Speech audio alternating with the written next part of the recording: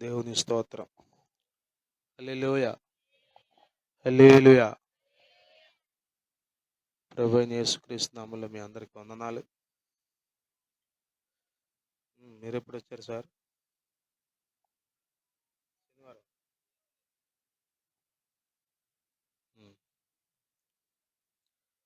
ఈరోజు ఉదయం మరి కృప మన బిడ్డ కరుణమ్మ గారు, కృష్ణ గారు కుమార్తె కృపా జేమ్స్ గారు వాళ్ళు పెనమలూరులో ఇల్లు కొనుక్కున్నారు కదా, దాని గృహప్రవేశం జరిగింది. పోయిన ఆదివారం రిజిస్ట్రేషన్ అని చెప్పారు. దేవుని మహాకృపలో రిజిస్ట్రేషనే కాదు, గృహప్రవేశ కృతజ్ఞత కూడిక కూడా దేవుని దయతో జరిగింది. మేము వెళ్ళి రావడానికి ప్రభు సహాయం చేశారు. మీ అందరి ప్రార్థనల కొరకే వందనాలు. దేవుని స్తోత్రం. హల్లెలూయా, హల్లెలూయా.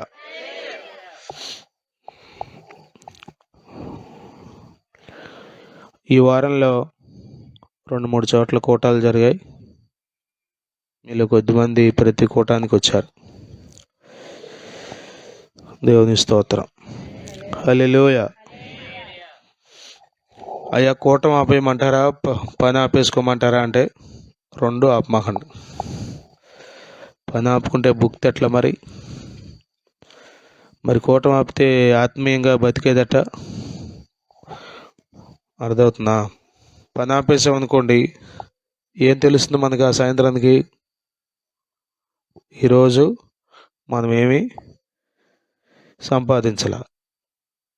ఒక చీర నేస్తే 300, కాయకి వెళ్తే 500, వెళ్ళకపోతే 300 పోయినట్టు 500 పోయినట్టు తెలుస్తుందా మనకి? తెలుస్తుందా తెలియట్లేదా? మరి కూటానికి వెళ్ళకపోతే కూడా పోద్దయ్యా. డబ్బులు పోవు కానీ ఆత్మీయంగా నష్టపోతాం. ఇక అలవాటు అయిపోతే ఏం తెలుస్తుందో తెలుసా? నష్టపోయేది కూడా తెలియదు. సోమరోడిని అడగండి, ఒరే నువ్వు పని చేయట్లేదురా, నష్టపోతున్నావురా అంటే అడిగే ఉన్న చలనం ఉంటుందా? ఎందుకని? అలవాటు అయిపోయింది కదా. సోమరోడికి సిగ్గుండదా? ఎంతమంది అడిగినా పెద్ద పట్టించుకోడు. ఏంటంటే కూర్చుంటావేంట్రా? పొద్దున్నుంచి సాయంత్రం వరకు 100 మంది వరుసని అదే పని మీద అడగండి, ఫీల్ అయ్యి తెల్లారి పనికి వెళ్తాడా? ఫీల్ అయ్యి నన్ను ఎంతమంది అడుగుతున్నారు, చిచ్చి నా బతికెట్టు అయిపోయింది, రేపటి నుంచి పనికి వెళ్దాం అని పౌరుషం తెచ్చుకుంటాడా? పౌరుషం వచ్చినా ఆ పౌరుషాన్ని సోమరితనం జయిస్తుంది. ఊరికో అట్టగంటారు వాళ్ళు అంటారు కానీ ఎక్కడ చేస్తాను నువ్వు వెళ్ళి? ఆత్మీయంగా మందమతితనం మనలో రాకూడదు. స్తోత్రం. హల్లెలూయా. శరీరం ఆత్మకు, ఆత్మ శరీరానికి విరోధంగా ఎప్పుడూ పనిచేస్తాయి. మీరు ఎటేపు మొగ్గు చూపాలంటే శరీరం వైపు కాదు సుమా, ఆత్మ వైపు మొగ్గు చూపితే దానికి తగ్గ రిజల్ట్ మీరు ఇక్కడ చూస్తారు, పరలోకంలో కూడా చూస్తారు. స్తోత్రం. హల్లెలూయా. కాబట్టి మీటింగులు ఉంటాయి, చెప్పండి, పొలం పనులు కూడా ఉంటాయి. ఏది ఆపుకోవద్దు. ఆదివారం అయితే పొలం పని ఆపేయండి, కానీ మిగతా రోజులు పని చేసుకోండి. మరి ఎవరు పోషిస్తారు మిమ్మల్ని? కష్టపడమని బైబిల్ చెప్తుంది. కష్టపడొద్దు, అన్నీ నేనే తెచ్చి పెడతా అని దేవుడు ఎక్కడ మాట్లాడలేదు. మీరు చెప్పలా? ఖచ్చితంగా కష్టపడమని బైబిల్ చెప్తుంది. కష్టపడాలి కూడా. వింటున్నావు మైకేలు? చేతులు తీసేయి. కష్టపడాలి. మీరు కష్టపడకుండా పిల్లలకి ఏం చెప్తారు చెప్పండి? నాకు లేక సోమరోళ్ళ తయారవరు అని చెప్తారా? చెప్పండి. కాళ్ళు చేతులు చచ్చుబడిపోయిన వ్యక్తి, అంటే పక్షవాతం వచ్చిన వ్యక్తి ఏం కష్టపడలేడు. కొద్దిమందికి పక్షవాతం రాలేదు కానీ యేసు రక్తమే జయం. ఇక నేను అన్న మాట. కాబట్టి కష్టపడాలి మనం. అర్థమవుతుందా? భారతదేశంలో ఉన్న దౌర్భాగ్యం ఏంటంటే కష్టపడేవాడిని చూసి పెచ్చోడి కింద చూస్తారు, దర్జాగా తిరిగేవాడిని చూసి మాత్రం అమ్మో దొరగారు అనుకుంటారు. ఆడు దొరగాదు, ఆడు సన్నాసాడు. దేశానికి భారం, భూమికి భారం, కుటుంబానికి భారం కాదు. ఏంటి సార్ మారు మనసు వచ్చిందా? నువ్వు కూర్చోబెట్టా. బుద్ధి వచ్చినప్పుడు కుమారుడు ఇంటికి వచ్చినట్టు ఇటు వచ్చి కూర్చుండు. అర్థమవుతుందా? కాబట్టి తప్పనిసరిగా మనం కష్టపడాలి. మన కష్టం పిల్లలు చూడాలి. అర్థమవుతుందా? పిల్లలకి తెలియాలి మన కష్టం. ఇర్మియా గారు నేను రాత్రి మాట్లాడుకుంటూ వచ్చాం. మల్లంపల్లి మీటింగ్ అయిన తర్వాత చాలా విషయాలు కష్టం గురించే మాట్లాడుకుంటూ వచ్చాం. మా నాన్నగారు కూడా చాలా కష్టపడ్డ వ్యక్తి. నేను అంత కష్టపడలేదు, ధైర్యంగా చెప్పగలను అన్నమాట, సిగ్గేం లేదు. మా నాన్న బాగా కష్టపడ్డారు. ఒక నలుగురు పడితే కానీ లేచేది కాదు గడ్డి మోపు.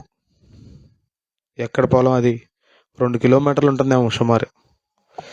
అక్కడి నుంచి నలుగురు పట్టినా లేవలేని మోపు, అంత పెద్ద మోపు పట్టుకొని తెచ్చేసేవాడు తల మీద పెట్టుకొని. ఒక కర్ర సపోర్ట్ పెట్టుకొని, చేతికర్రలు ఉండేవి అప్పుడు. చేతికర్ర లేకుండా పొలం వెళ్ళేవాళ్ళు కాదు. ఇప్పుడు ఫోన్ లేకుండా పొలం వెళ్ళట్లా. సిస్టమ్ అంతా మారిపోయింది. విజయం గారు కూడా మరి మగోళ్ళలాగా కష్టపడి పనిచేస్తుంది. ఆవిడ కూడా మరి అంత బరువైన మోపులు మోసేది. దేవుడు కష్టాన్ని చూస్తాడు. అర్థమవుతుందా? శరీరానికి కష్టపెడితే, కష్టం అలవాటు చేస్తే దానికి తగ్గట్లుగా శరీరం కష్టపడటానికి అలవాటు పడుతుంది. శరీరానికి సుఖం అలవాటు చేస్తే, చెప్పండి, చదువుకునే పిల్లలు మీరు ఏం చేయాలి? మీరు ఇస్తారు మాటలు డొల్లిచ్చేయకూడదు, కష్టపడి చదవాలి. వినపడుతున్న మగపిల్లలు కష్టపడాలి. కష్టపడితే ఆ విధానం వేరుగా ఉంటుంది. పడే కష్టం కూడా ప్రయోజనకరంగా కష్టపడాలి. ఇప్పుడు చాలామంది కష్టపడుతున్నారు, సాయంత్రం మొత్తం తీసుకెళ్ళి ఆ వైన్ షాప్లో తగలేస్తున్నారు. ఏమన్నా కుటుంబానికి ఏమైనా ఆనందమా? పిల్లలకి ఏమైనా ఆనందమా? భార్యకి ఏమైనా సంతోషమా? కష్టపడలేదా? కష్టపడుతున్నారు, కానీ జ్ఞానం లేదు అసలు. యేసు రక్తమే ఏమందంటే కాయకి వెళ్ళేదండి, ఒళ్ళు నొప్పులుగా ఉన్నాయి అంటాడు. రాత్రి ఒక ఆయన అంటున్నాడు పంద తడిసిపోయిందని తాగాడంట. ఏంట్రా బాబు ఇవాళ కూడా మరి ఏంటి తడిసి వచ్చావా అన్న నేను. అయ్యగారు అట్ట అందమాకండి, నేను నిన్న పంద తడిసిపోయిందని. పంద తడిసిపోతే తాగాల? వాళ్ళ అమ్మని అడగాలి, అమ్మ నువ్వు కూడా తాగావా? మరి మీ అబ్బాయి తాగాడంటగా పంత తడిసిపోయిందని బాధలో, మరి నీకు బాధ లేదా ఏంటి? కొడుకు అంత బాధ కలిగితే నీకు బాధ ఎందుకు లేదు? లేదా అమ్మకాయ? మరి తాగుతుందామే? జ్ఞానం ఉందా? చెప్పండి. సమర్థించుకోవడానికి ఎన్నెన్నో మాటలు మనుషులు. కష్టపడాలి. పడిన కష్టం ప్రయోజనకరంగా మలచబడాలి, మారాలి. దేవుని స్తోత్రం. హల్లెలూయా. అర్థమవుతుంది. గుడ్డెద్ది చేలో పడ్డట్టుగా కష్టపడకూడదు. మీరు పడే కష్టం మీకు తెలియాలి. ఎందుకు కష్టపడుతున్నారో, దీనివల్ల ఏం జరుగుతుంది చెప్పండి. పొద్దున్న నుంచి సాయంత్రం వరకు పుస్తకం తీసి చదువుతూనే ఉంటారు, కానీ పరీక్షలు పాస్ అవ్వరు. దానికి అర్థం ఏంటి అసలు? కష్టపడలేదా? మరి పుస్తకం తీసేవని చదువుతూనే ఉన్నారుగా. భోజనానికి లేచాడు, టిఫిన్కి లేచాడు, పాస్కి లేచాడు, ఇక అంతే తప్ప ఎప్పుడు లెగల. పుస్తకం ముందే పెట్టుకుని చదువుతున్నాడు, కానీ పాస్ మార్కులు కూడా రాలా. ఇదనాలు అట్ట ఉంది. ఎప్పుడు కష్టపడతాడు, ఆదివారం కూడా పనికి వెళ్తాడు, కానీ అప్పులు తీరో, ఒక మంచి ఇల్లు కట్టుకోడు, ఒక మంచి బట్ట కట్టుకోడు, ఏమీ ఉండవు. అర్థమవుతుందా? అంటే కష్టపడాలి. మనం పడే కష్టం ప్రయోజనకరంగా ఉండాలి. అలా ఉండాలంటే దేవుడు మనకు కావాలి. అది ఊరికే కష్టపడితే కుదరదు. అది 127వ కీర్తన అంతా చెప్పేది అదే. యెహోవా ఇల్లు కట్టించని ఎడల కట్టువారి ప్రయాసం వ్యర్థమే. అంటే కట్టొద్దనా? నువ్వు కట్టాలి, కానీ దేవుడు కృప చూపాలి. అందుకోసం మనం ఏం చేయాలి చెప్పండి? పగలు పనిచేసే రాత్రికి మళ్ళీ కూటం ఉంటే వచ్చి కూర్చుని ప్రభువా కృప చూపని ఆయన పాదాలు పట్టుకోవాలి. అందుకొరకు కూటం, అంతే తప్ప ఏంటి అయ్యగారు నడువులు లాగేస్తుంది, కాళ్ళు పీకేస్తున్నాయి, అసలు వల్ల కావట్లేదు. మీకేం తెలుస్తుందంటారా? ఆయన కృప లేకపోతే ఏం చేయగలం చెప్పండి? నీ కృపలే నీ క్షణము, నీ దయలే నీ క్షణము, నేను ఊహించలేను యేసయ్యా. ఆయన కృప లేకపోతే చెప్పండి ఏం చేయగలం? ఏమీ చేయలేం. కాబట్టి కష్టపడాలి, చెప్పాలి, కృప కొరకు వేడుకోవాలి. అది అందుకే ప్రార్థన చేసుకుని చదువుకోవాలి. ప్రార్థన చేసుకుని చెప్పరండి మోనెట్టాలి. మోనెట్టేటప్పుడు ఏం చేయాలి మనం? కొబ్బరికాయ కొట్టాలా? మోనంటే చెందాట చూస్తుందని ఏమో మా ఊడు మొక్కల నాటేటప్పుడు మొదటి మొక్క పెట్టేటప్పుడు ఏం చేయాలి? అది వాళ్ళెవరో ఏదో చేశారని మనం ఏదో చేయటం లేదు. ప్రభువు సృష్టికర్త. ఆమేన్. హల్లెలూయా, హల్లెలూయా, హల్లెలూయా. కష్టపడేటప్పుడు ఎంతగా కష్టపడాలో ఆరాధన చేసేటప్పుడు కూడా అంతగా ఆరాధన చేయాలి. దాన్ని సాగ్గా చెప్పి తగ్గించకూడదు. ఇది సాగ్గా చెప్పి రేపు పని అడ్డంగా పడుకుని మానేయకూడదు, పని మానేయకూడదు. రెండు చేయాలి. దేవుడు ఎంతైనా నమ్మదగిన వాడు, సమయోచితమైన కృప మీకు ఇస్తాడు. ఆమేన్. హల్లెలూయా. ఏ నాటికి కావలసిన కృప ఆనాటికి కదా మన వాళ్ళు చెప్తారు, తాజా కృప దేవుడు మీకు ఇస్తాడు. హల్లెలూయా, హల్లెలూయా, హల్లెలూయా. అర్థమవుతుందా? ఆరాధనని సాగ్గా పెట్టి పని ఎగ్గొట్టకూడదు. పని సాగ్గా చెప్పి అర్థమవుతుందేమన్నా? అర్థమవుతుందా? వాళ్ళు స్తోత్రం చెప్పండి. హల్లెలూయా. అర్థమవుతుందా? కాబట్టి రెండూ చేయాలి. మనం కష్టపడాలి, మనం కష్టపడాలి, దేవుని పని కొరకు కష్టపడాలి, మన కుటుంబం కొరకు కష్టపడాలి. ఎట్లా పైకి వస్తారు బిడ్డలు చెప్పండి? మాటలు చెప్తాను, తేలిగ్గా పైకి వచ్చేస్తారా? వారికి కావలసినవన్నీ సమకూర్చాలి.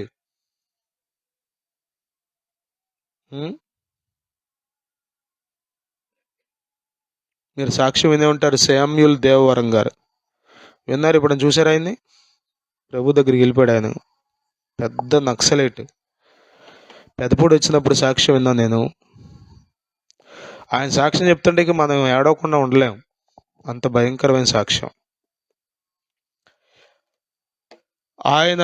ఆయనకు వినబడేట్లుగా తల్లి ప్రార్థన చేసేదంట. ఎప్పుడు ఆయనకి వినబడేటట్లుగా అంటే ఆమె ఎంత కన్నీరుగా అరుస్తుందో దేవునికి తెలుసు, కొడుకు కూడా తెలియాలి. మీరు నమ్మండి, ఆ ప్రార్థన విని అతను మారు మనసు పొందాడు. తల్లి ప్రార్థన విని అమ్మో ఒకరోజు చేసిందంట, అయ్యా చాలా భయంకరంగా సమాజానికి హాని చేసే బిడ్డగా తయారైపోయాడు, ఇతడు పుట్టకుండా ఉంటే బాగుండేది, అయితే మార్చు లేకపోతే చంపే ప్రభా అని ప్రార్థన చేస్తుందంట. అది విని అప్పుడు మారు మనసు పొందాడంట. మనం పడే కష్టం పిల్లలకి తెలియాలి, మీ నీతి పిల్లలకు తెలియాలి. మన నీతి ఏముంది పిల్లలకు తెలుస్తాక? అసలు ఎక్కడేసే మాట అక్కడ వేస్తున్నాంగా. కొద్దిమంది మూత తొడుచుకుని పిల్లల దగ్గర మూత తొడుచుకుంటే తెలియదు పిల్లలకి. ఇప్పుడున్న పిల్లలు అసలు కన్ఫర్మ్ అయిన కాడి నుంచి మందులతో పెరిగిన వాళ్ళేగా. ఇందాక పొలం వెళ్ళా నేను. మా చిన్నప్పుడు ఈ మినపకాయ కూడా ఈ తొక్కిన తర్వాత ఇది గేదెలకు పెట్టేవాళ్ళు, కమ్మగా తినేవి. పొట్టు చక్కగా వాము మధ్యలో, గడ్డి వాము మధ్యలో పెట్టి మాగిన తర్వాత చక్కగా తీసి వేస్తే కమ్మటి వాసన వచ్చేది, గేదెలు బాగా తినేవి. ఇప్పుడు ఎయిట్లా ఎందుకో తెలుసా? చెప్పండి. మినుములతో పాటు మందులు వరుసనే కొడుతున్నాం 7-8 సార్లు.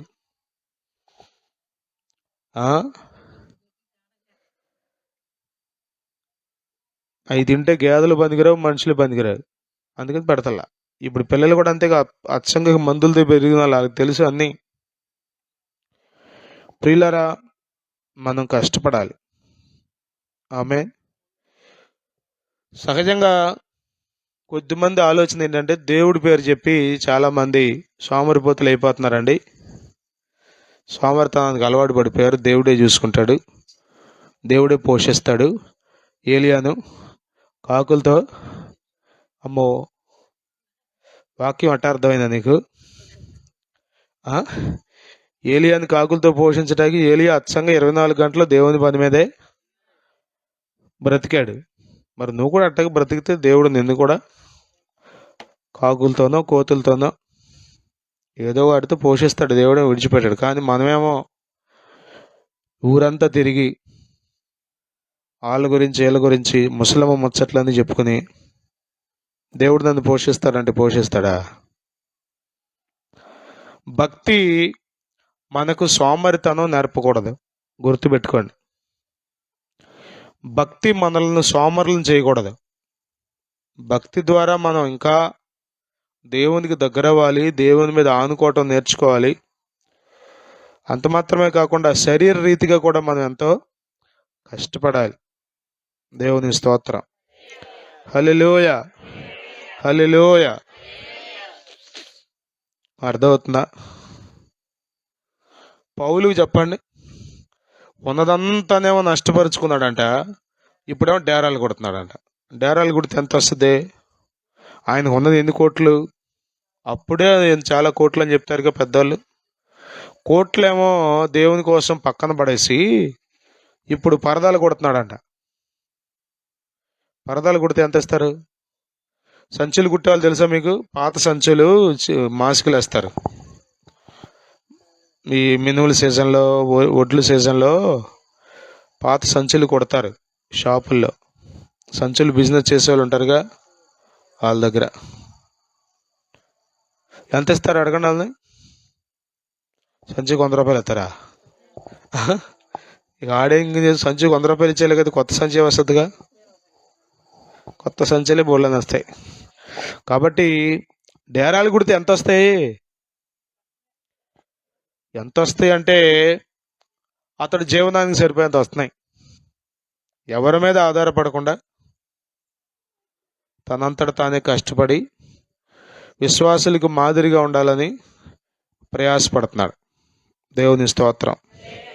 పౌలు చేసే తప్పు అని బోధించే వాళ్ళు ఉంటారు. సిద్ధాంతాలను పక్కన పెట్టండి. ఆయన తప్పు చేశాడు, ఒప్పు చేశాడు, దేవుడికి తెలుసు. తీర్పు తీర్చేది చెప్పండి దేవుడే. కాబట్టి మనము కంగారు పడి తీర్పు తీర్చాల్సిన అవసరం ఏమీ లేదు. కానీ అంటే ప్రారంభ మాటలుగా ఎందుకో దేవుడు నా హృదయంలో ఉంచింది మాటలు ఇవి. మనం కష్టపడాలి, ప్రభువుని సేవించే పనులు కూడా ఉండాలి, రెండూ ఉండాలి. అది చేస్తే ఇది చేయలేదండి, ఇది చేస్తే ఈ రాత్రి కోటానికి వచ్చాను కాబట్టి రేపమ్మ పనికి వెళ్ళనిక ఎక్కడ కుదరదో. 11 అయిపోయింది, ఇప్పుడే ఇంటికి వెళ్ళేసరికి 12 అవుద్దా? పాలు కాసి తోడెట్టుకోవాలా? యేసు రక్తమే. ప్రభా లేట్ అయిపోయింది నిజమే, కానీ పడుకున్న 4 గంటలన్నా మంచి విశ్రాంతి ఇవ్వు, పనుల టైం కదా, మరి పొద్దుటే పని ఎగ్గొడితే ఎట్లాగూ అని ప్రార్థన చేసుకుని పడుకుంటే ప్రభు సహాయం చేస్తాడు. కానీ ఇక ముందే ఇప్పటిదాకా మన వాళ్ళు కొద్దిమంది ఆటోలనే, ఇగో 11 అయింది ఈ పూట, ఇక నేను రేపొద్దుట ఒకవేళ 10కి వెళ్ళే లెక్క అయితే రేపు మీటింగ్ రాదమ్మాయి, నన్ను నా మీద ఆశలు పెట్టుకోమండి. మా ఇంటి దగ్గర మా ఇంటి దగ్గర ఆటో ఆపమాకండి. యేసు రక్తమే జయం. శరీర క్రియలన్నీయు నాలో నశింపజేయుమయా, శరీర క్రియలన్నీయు నాలో నశింపజేయుమయా, జీవనధిని నా హృదయములో ప్రవహింపచేయుమయా, జీవనధిని నా హృదయములో ప్రవహింపచేయుమయా. హల్లెలూయా, హల్లెలూయా, ఆమేన్. ప్రకటన గ్రంథం 2వ అధ్యాయం 2వ వచనం చూడండి. 1 నుండి చదవండి. 2వ అధ్యాయం 1. ఎఫెసులో ఉన్న సంఘపు దూతకు ఇలాగు వ్రాయుము, 7 నక్షత్రములు తన కుడి చేత పట్టుకుని 7 దీపస్తంభముల మధ్య సంచరించువాడు చెప్పు సంగతులు ఏవనగా, నీ క్రియలను, నీ కష్టమును, నీ సహనమును నేను, అందరి మాట చెప్పండి, నీ క్రియలు, నీ కష్టము, నీ సహనము నేను ఎరుగుదును. ఎవరితో చెప్తున్నారు మనోహర్?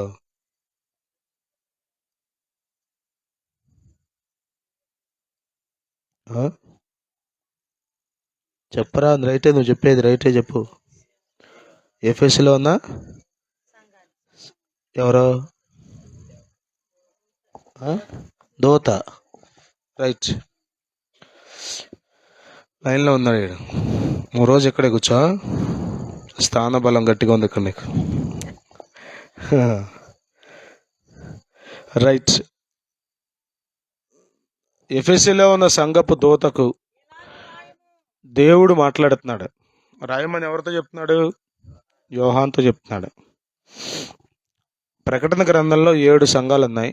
2-3 అధ్యాయాల్లో ఈ 7 సంఘాల గురించి విషయాలన్నీ ఉంటాయి.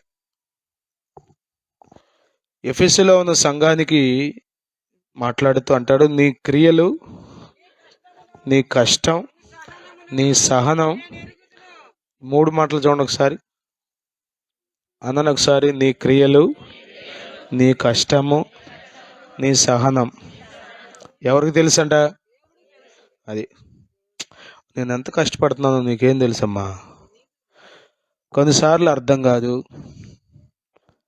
కొన్నిసార్లు అయోమయంగా ఉంటుంది, కొన్నిసార్లు అర్థమైనట్టుగా ఉంటుంది కానీ అర్థం కాదు, అంతా తెలిసిపోయినట్టుగా ఉంటుంది కానీ తెలియదు.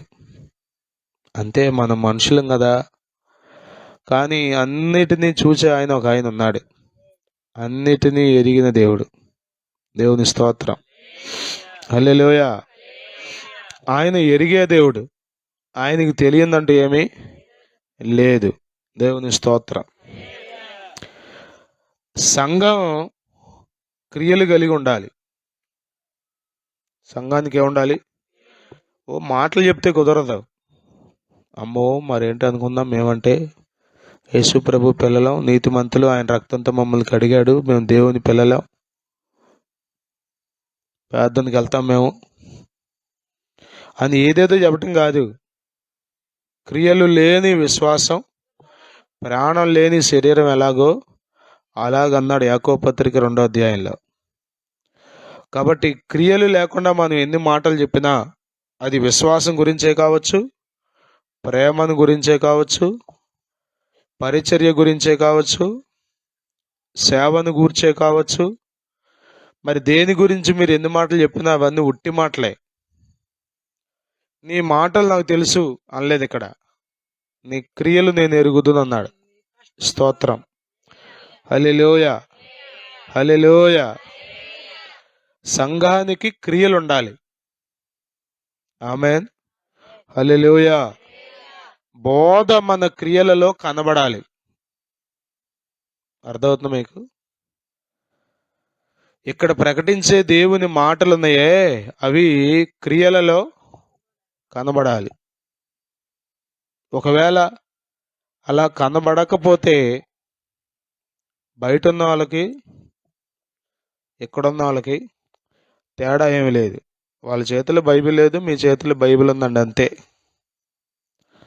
క్రియలు లేకపోతే ఖచ్చితంగా మనం తేలిపోతాం. నీ క్రియలు నేను ఎరుగుదును అంటున్నాడు.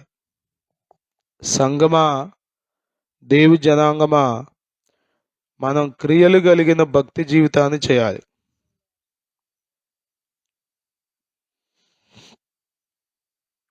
పైకి భక్తి గలవారి వలె ఉండి అన్నాడుగా 2వ తిమోతి పత్రికలో. అంత్య దినాల్లో మనుషులు ఎలా అవుతారంటే, వాళ్ళందరూ బయట వాళ్ళు కాదు. ఆ చెప్పబడిన లిస్ట్ ఉందే, స్వార్థ ప్రియులు, ధనాపేక్షులు, పెంకములాడువారు అని 10-15 లిస్ట్ ఉన్నాయి 2వ తిమోతి పత్రిక 3వ అధ్యాయంలో. అందులో ఎవరాళ్ళంతా? అది మందిరానికి వచ్చే వాళ్ళ గురించే. చాలాసార్లు మనం అనుకుంటే వాళ్ళ లిస్ట్ అని. వాళ్ళది కాదు. వాళ్ళ గురించి ఎందుకు చెప్తాడు తిమోతితో పౌలు గారు? మందిరానికి వచ్చే వాళ్ళు ఇలా అయిపోతారు నాన్న, జాగ్రత్త పడు, ఇలాంటి వాళ్ళకు దూరంగా ఉండు అని తిమోతికి హెచ్చరిక చేస్తూ చెప్తున్నాడు. కాబట్టి క్రియలు లేని భక్తి పై భక్తి. అర్థమవుతుందా మీకు? మనలో క్రియలు ఉండాలి. స్తోత్రం. మన క్రియలు మనుషులకు కనబడతాయి, ఎవరూ చెప్పుకోవసలా. కనబడదా? మీ ఇంట్లో ఉన్న వాళ్ళకి కనబడదా మీ క్రియలు? మీ ఇంటి పొరుగునున్న వాళ్ళకి కనబడదా మీ క్రియలు? చెప్పండి. ఇక్కడ భాషలు మాట్లాడి సంతోషంతో దేవుణ్ణి ఆరాధించి స్తుతించి పెద్ద పెద్ద సాక్ష్యాలు చెప్పి ఇంటికి వెళ్ళి ఇష్టం వచ్చినట్టు బూతులు తిడుతుంటే, ఇష్టం వచ్చినట్టు చేపిస్తుంటే చెప్పండి, ఏమంటారు?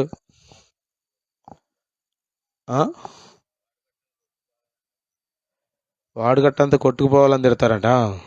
అట్టంటే వాళ్ళు ఈ మాటలు వింటే ఏమనిపిస్తుంది వాళ్ళకి?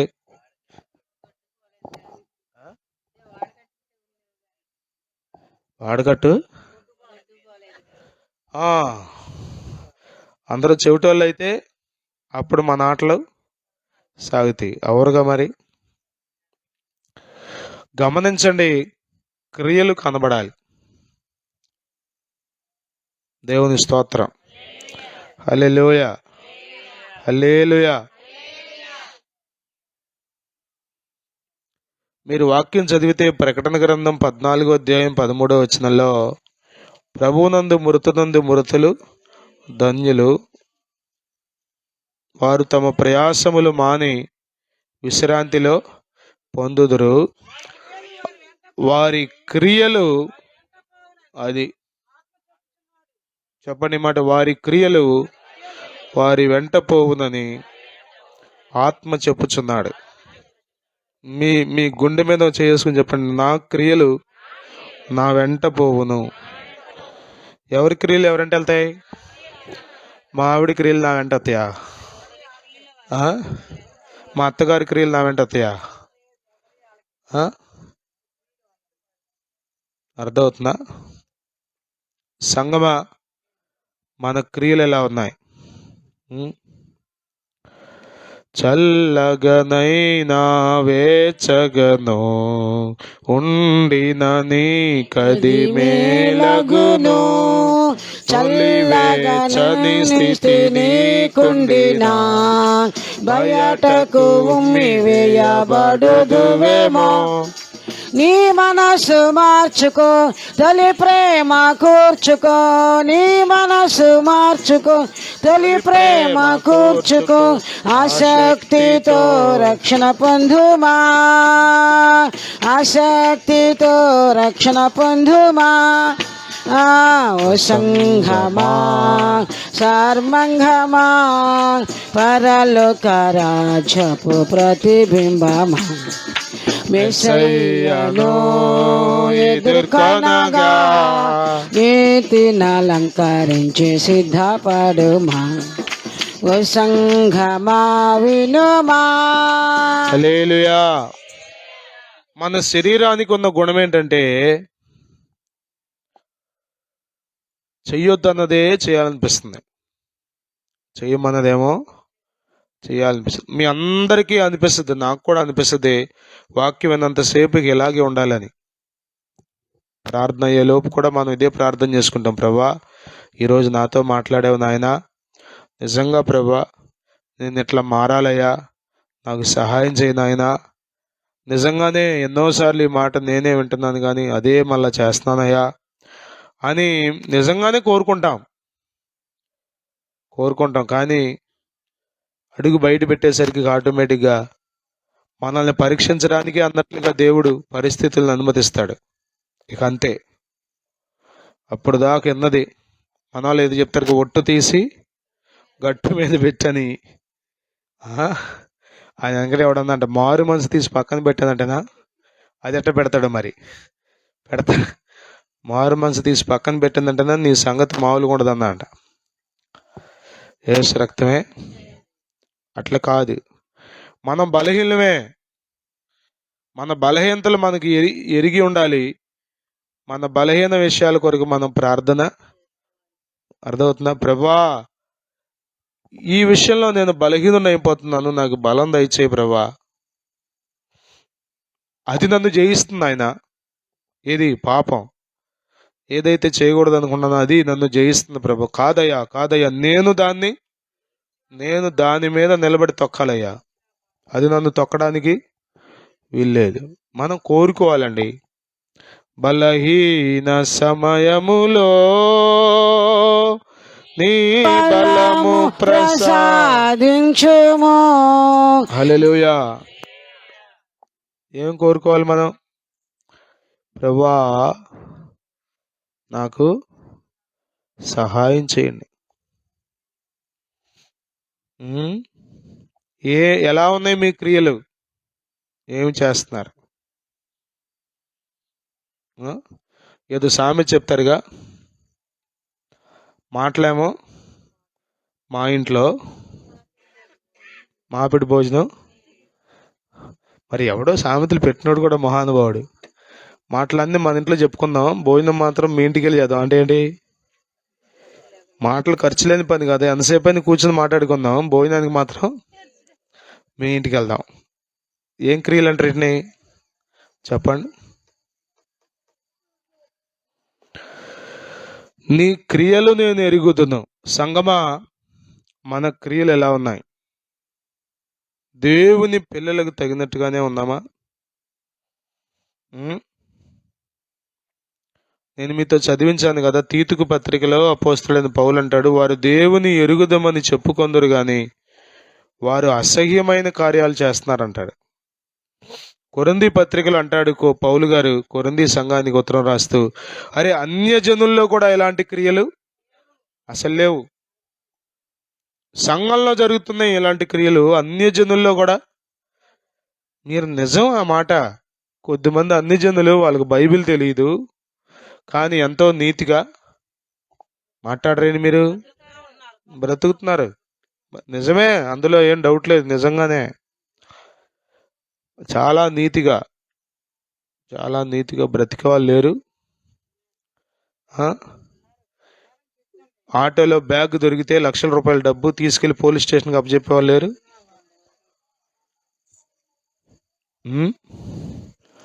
మనకే దొరికితే ప్రభువా నీ స్తోత్రం, 100 రూపాయలు ఇచ్చావు నాయన, ఎట్టాగా ఈరోజు కూరకు ఆదివారం అనుకున్నాను.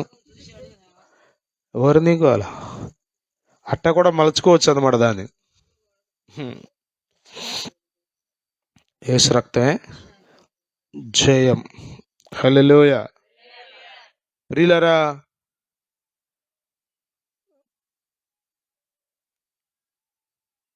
మీరు చదివితే వాక్యాలు అన్నాడు, ఆ షేబ దేశపు రాణి మీ మీద నేరస్థాపన శాపదేశ ప్రాణి అంటే ఎవరు? అసలు దేవుడు ఎవరో ఎరుగని స్త్రీ.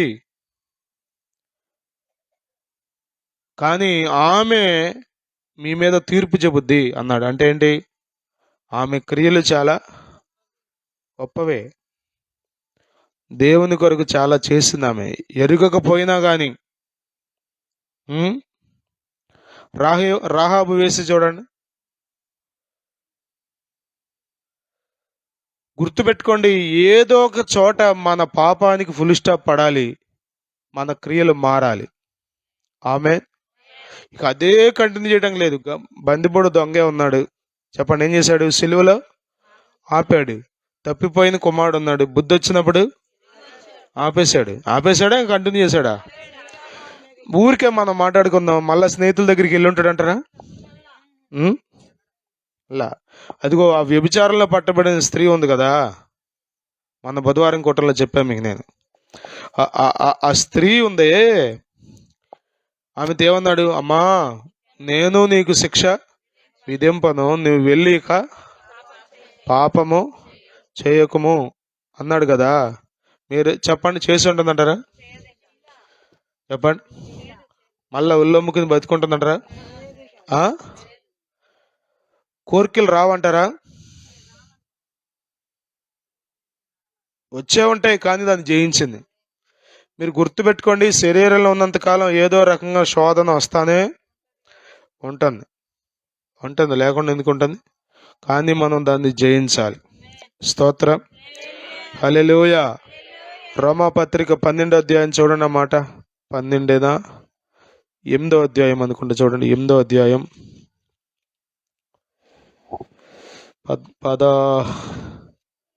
13వ వచనం. మా రోమాపత్రిక 8వ అధ్యాయం 13వ వచనం. మీరు శరీరానుసారముగా ప్రవర్తించిన ఎడల చావవలసిన వారై యుందురు, కానీ అదిగో ఈ మాట పట్టుకోవాలి మీరు గట్టిగా, ఆత్మచేత. అసలు పరిశుద్ధాత్మ పొందుకోవాలా వద్దా? ఆత్మచేత శరీర క్రియలను చంపిన ఎడల బ్రతుకుతారు. స్తోత్రం చెప్పండి ఒకసారి. హల్లెలూయా, హల్లెలూయా. శరీర క్రియలను ఒక వ్యక్తి తనంతట తాను చంపుకోలేడు, మాన్పుకోలేడు, ఆపుకోలేడు, జయించలేడు.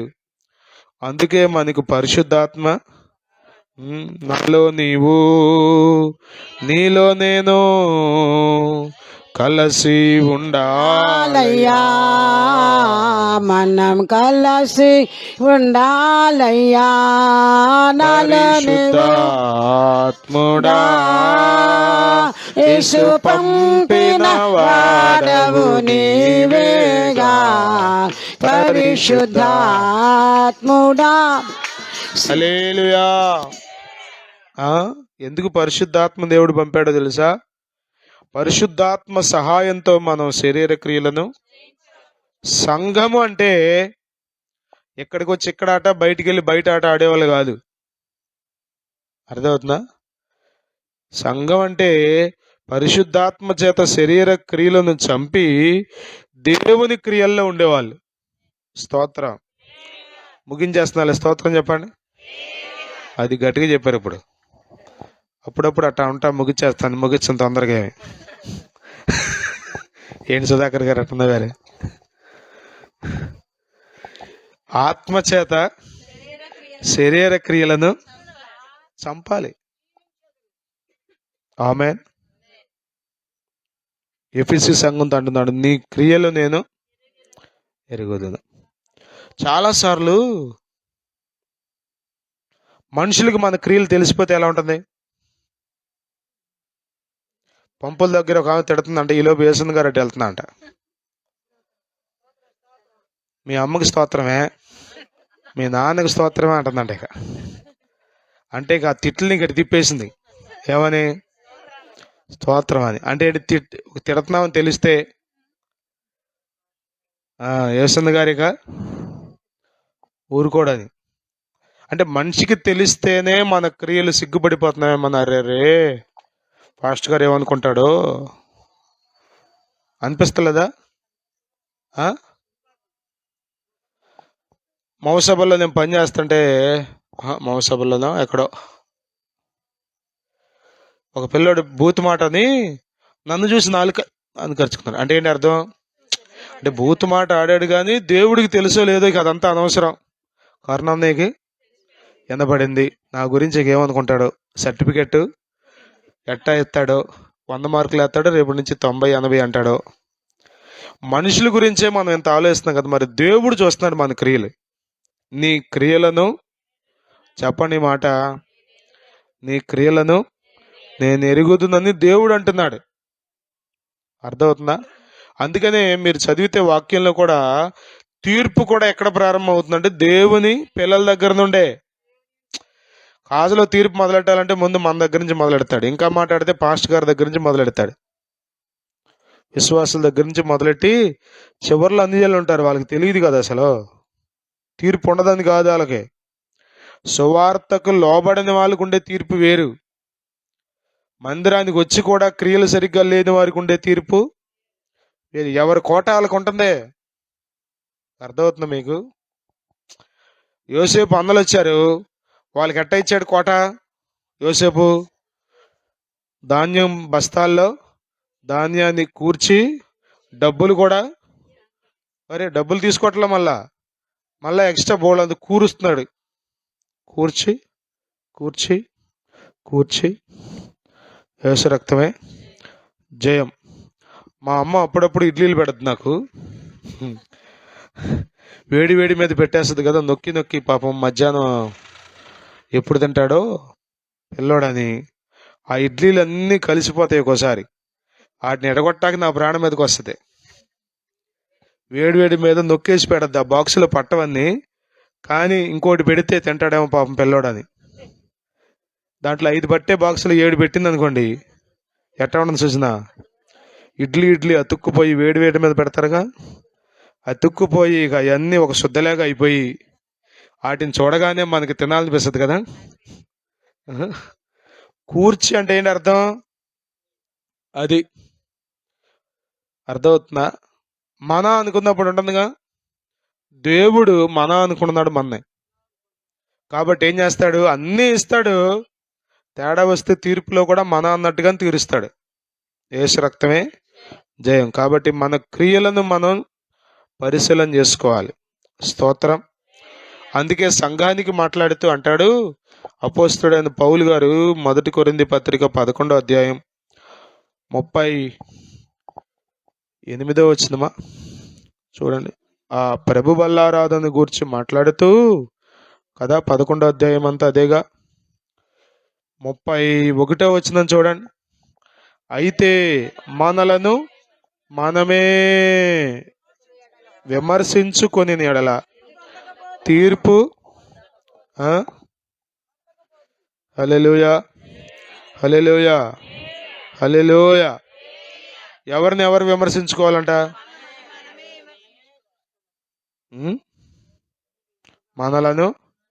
ఇక్కడ 2 విషయాలు చెప్తాయి దీంట్లో. 1 వ్యక్తిగతంగా నన్ను నేను, 2 సంఘంగా ఒకరినొకరు విమర్శించుకోవచ్చు. అది బయట అలర చేసుకోకుండా ఆవిడ దగ్గరికి వెళ్ళి, అమ్మా నీ క్రియలేమి బాగాలేదని తెలిసింది, ఒకవేళ నేను తప్పేమో నాకు తెలియదు కానీ ఇట్లా అంటున్నారు కాబట్టి సరి చేసుకుంటే మరి మంచిది, మన సంఘానికి కూడా చెడ్డ పేరు వస్తుంది, దేవుని అవమానపరచబడుతుంది. ఇట్లాంటివి మాట్లాడుకోరండి. ఊరికే ఒకరినొకరు పొగుడుకొని మెచ్చుకొని, అవసరమైతే మెచ్చుకోండి, తప్పేమీ లేదు, మంచిదే. ఒకరినొకరు మెచ్చుకోవడం మంచిదే, కానీ ఇక అచ్చంగా ఇచ్చకపు మెచ్చుళ్ళు పనికిరాదు. పనికిరాదు. మన క్రియలను మనం, నీ క్రియలన్నీయు లెక్కించును లెక్కించును లెక్కించును, నీ క్రియలన్నీయు లెక్కించును. శ్రీ యేసు రాజు, శ్రీ యేసు రాజు, శ్రీ యేసు రాజు, నీ క్రియలన్నీయు లెక్కించును. శ్రీ యేసు రాజు. యేసు హల్లెలూయా, హల్లెలూయా. కదా, ప్రతిఫలం కూడా ఎలా ఇస్తాడు దేవుడు? వాని వాని కదా, ప్రకటన 22:12 ఏం చదువుతాం? ఇదిగో నేను త్వరగా వచ్చుచున్నాను, వాని వాని క్రియల చొప్పున ప్రతి చదువుతారు ఎవరైనా? ప్రభుకుమారి చదవా? అదేనమ్మా, 22:12. 10.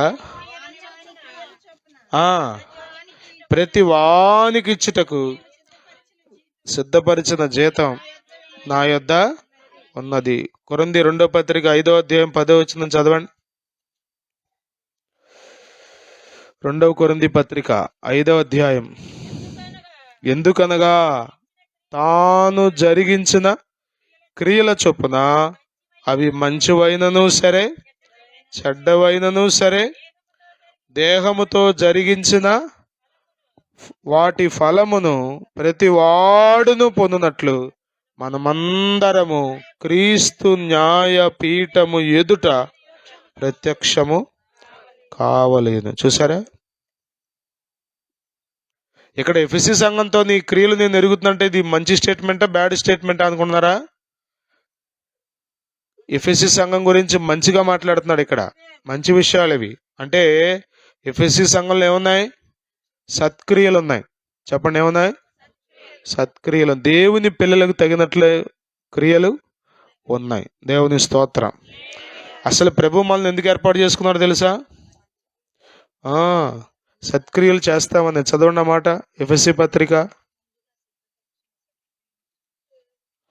2 10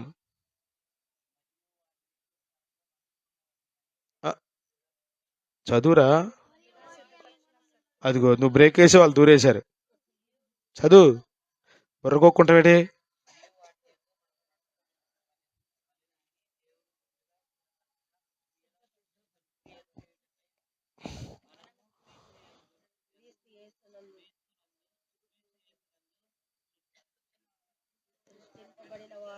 బుర్రకోకుండా చదవరా. ఆయన చేసిన పని అయి ఉన్నాము. ఏం చేయడానికి దేవుడు మనల్ని సృష్టించాడు? చెప్పండి, సత్క్రియలు. పూర్వము దోషకుడు పౌలు గారు, పూర్వం హానికరుడు, పూర్వం హింసకుడు, కానీ ఇప్పుడు చెప్పండి, మేలే తప్ప ఎవరికన్నా కీడు చేశాడా? ఒక్కళ్ళన్నా ఒక మాట అన్నాడా? దోషకుడు ఒకప్పుడు, కానీ ఇప్పుడు దూషించిన అనుభవాలు ఎక్కడన్నా ఉన్నాయా? లేవు. మన క్రియలు ప్రభు చూస్తున్నాడు. ఆమేన్, హల్లెలూయా. మీ క్రియలు ఎలా ఉన్నాయి ఒకసారి పరీక్షించుకోండి. అర్థమవుతుందా? ఎవరిని వారే పరీక్షించుకోవాలి. భక్తి అంటే గుడ్డిగా చేసుకెళ్ళిపోయేది కాదు. మన క్రియలు ఎలా ఉన్నాయో ఒకసారి చూసుకుంటే మనకు అర్థం అవుతుంది కదా. గవర్నమెంట్ అంటుంది పిల్లలకి భోజనం పెట్టే ముందు టీచర్లు టేస్ట్ చేయండి. ప్లేట్లో పెట్టుకుని ముందు అన్నం కూర వేసుకుని తిన్న తర్వాత మీకు బాగుంది అనిపిస్తే అప్పుడు పిల్లలకి పెట్టండి. అంటే ఏంటి అర్థం? ఆ వండింది ఎలా ఉందో చూడాలి. మేము చూడమండి అంటే ఎటు కుదురుద్ది? ఇప్పుడు కొద్దిమంది వంట వాళ్ళు ఏంటో మరి అట్లా అంటారు. రేపుకోమంటే అసలు నాకు ఇటు వంట రుచి చూడటం నాకు ఇష్టం ఉండదమ్మా, నేను వేసేస్తాను, నాకు లెక్క తెలుసు అంటారు. ఎంత సీనియర్ అయినా అంటే కుదురుద్ది అంటారా? కుదురుద్దా? తేడా రాదు అటు ఇటుకేమి? ఉప్పు తగ్గటం సరిపోద్దా? అంతా సీనియారిటీలో వచ్చేస్తుంది. సరే, రక్తం వేద్దాం. నేనైతే చూడాలేమనుకున్నా, చూస్తే కానీ ఒక ఐడియా. మనం కూడా మన క్రియలను ఒకసారి అది దేవుని దగ్గరికి వచ్చేటప్పుడు ఏంటంటే వాక్యం దగ్గరికి వచ్చినప్పుడు మనల్ని మనం పరీక్షించుకోవాలి. మన క్రియలు ఎలా ఉన్నాయి? దేవుడు మెచ్చుకునేటట్లు దేవుడు ఆశించిన స్థాయిలో ఉన్నాయా? ఎఫెసీ సంఘం అంటున్నాడు, నీ క్రియలు, నీ కష్టము, నీ సహనము నేను ఎరుగుదును.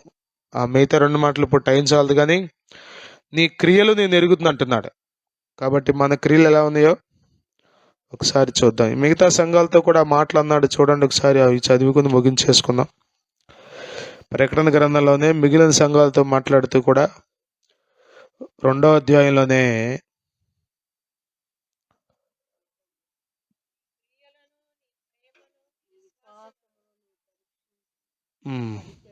2వ అధ్యాయం 19వ వచనంలో తుయతైరా సంఘంతో మాట్లాడుతూ కూడా ఈ మాట చెప్తున్నాడు, నీ క్రియలను నేను ఎరుగుదును. 3వ అధ్యాయం 1వ వచనంలో కూడా సార్దీసులో ఉన్న సంఘపు దూతకు మాట్లాడుతూ నీ క్రియలను నేను ఎరుగుదును అన్నాడు. 2వ వచనంలో అన్నాడు, నీ క్రియలు నా దేవుని ఎదుట పరిపూర్ణమైనవిగా నాకు అది. క్రియలు ఉన్నాయి కానీ సంపూర్ణమైనవి కావు. యేసు రక్తమే జయం. 8వ వచనంలో ఫిలదెల్ఫియా సంఘంతో మాట్లాడుతూ నీ క్రియలను నేను ఎరుగుదునన్నాడు. 15వ వచనంలో లౌదికీయ సంఘంలో మాట్లాడుతూ నీ క్రియలు నేను ఎరుగుదును. అవి ఏం క్రియలు అంటే అటు చల్లగానూ లేవు, ఇటు వెచ్చగానూ లేవు. నులివెచ్చగా ఉన్నావు. చల్లగానైనా వెచ్చగానైనా ఉంటే మేలు, కానీ ఉండవు. చూసారా? కాబట్టి సంఘం ఏం చేస్తుందో దేవునికి అందరూ తెలుసు, కానీ సంఘం యొక్క క్రియలు పరిముఖ్యంగా ఆయన ఎరిగి ఉన్నాడు. దేవుని స్తోత్రం. మన క్రియలు ఎలా ఉన్నాయో, మన బ్రతుకు ఎలా ఉందో, మన ప్రవర్తన ఎలా ఉందో మనల్ని మనం పరీక్షించుకుంటే తీర్పు పొందక పోదుము. ఉదాహరణ, నేను ఇందాక వంట గురించి మాట్లాడితే ఇటు వచ్చేసాను. మనమే రుచి చూసి ఉప్పు తక్కువైతే మనమే వేసామనుకోండి, అందరిలో అలరవదుగా, సాంబార్ బాగానే ఉంది కానీ కొంచెం, ఎంతమంది అంటారు?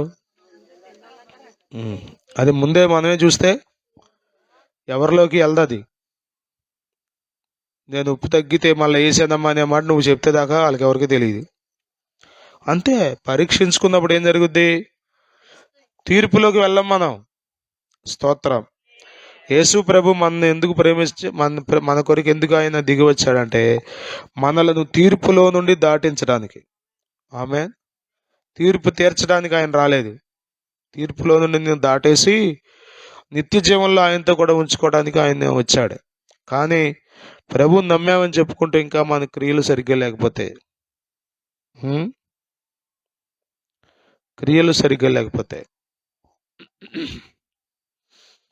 అందుకని యోహాను పత్రికలు అంటాడు, మాటతో నాలుగుతో కాక క్రియతోనూ సత్యముతోనూ ప్రేమింతము అంటాడు.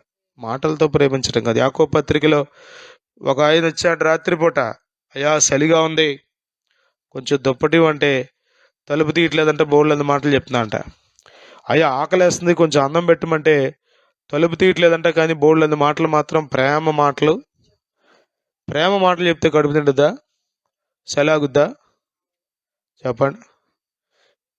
మన క్రియలు చాలా ప్రాముఖ్యం, మన మాటలు కాదు. కొద్దిమంది మాటలతో కడుపు నింపేస్తారు. తెలుసా? ఎప్పుడైనా చూసారు మీరు ఏంటంటే? మాటలతో కడుపు నింపేస్తారు. అమ్మో నాయనో, ఈడు మా అల్లుడైతే బాగుండి అసలు అద్భుతంగా ఉంటుంది అనుకుంటాం మనం. అయ్యాక అర్థం అవుద్ది మాటలు మేస్తారని. యేసు రక్తమే జయం. కాదు, మన క్రియలు బాగుండాలి. ఆమేన్. ప్రభు మెచ్చుకునే క్రియలు మనం కలిగి జీవించాలి. ప్రార్థన చేసుకుందాం.